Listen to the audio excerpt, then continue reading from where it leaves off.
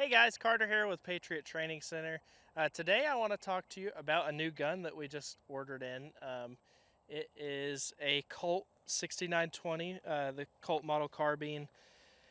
Your kind of standard AR, there's a ton of these around, right? You've seen this type of AR everywhere you go to gun shows. It's definitely not a new design. I got this in the shop to kind of test and see, does this thing still like stack up? How are they? Like, do they still run? There's been a lot of word about Colt over the years. And quality control lacking and things like that. So I just wanted to test it out and see where it stacks up. Usually I'm shooting higher end stuff, a lot of BCM, a lot of Sons of Liberty, and a lot of stuff that I build. So I just want to see how it stacks up and what I like about it and what I don't like about it. Okay, so the first thing, this thing comes out of the box bone stock. I just added the sling to it. And then it came with this Magpul backup iron and then the gas block A2 front sight. It does not have any sort of rail attachment system. So this is your like normal clamshell like handguard right here. Very, very old school. You can't mount anything to it, which I don't love. It does actually come with a rail that you can mount optics to and stuff. It does not have a carry handle. But yeah, the stock is like pretty just okay. Very standard, run-of-the-mill stock. Also grip, very standard. Yeah, it's just kind of like your, out of the box, very, very like standard AR. I think it's really good to buy something that looks like this and go ahead and go train with it. I think this is still a pretty dang solid gun. You can get a lot of work done with just an iron sight AR like this. I will say though, I think that running an optic and being able to mount with something like M-LOK rails and stuff is super nice.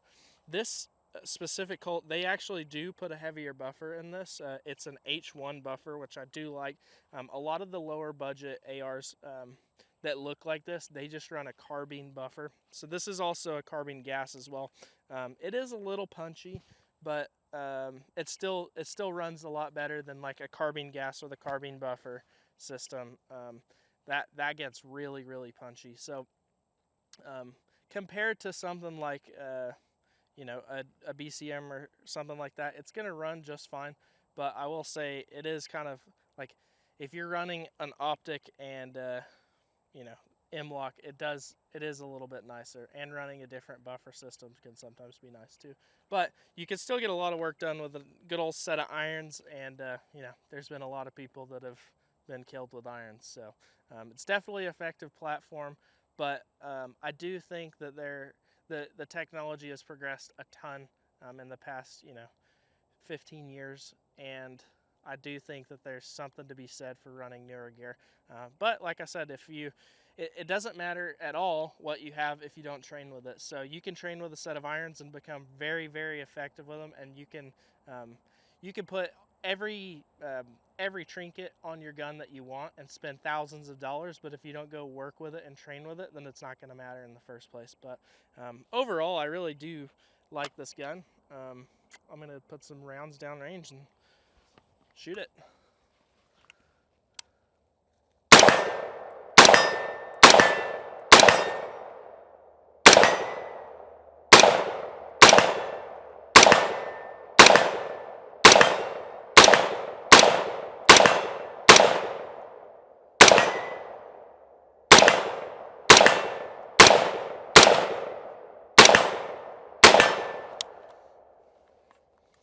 Yeah, it's always fun.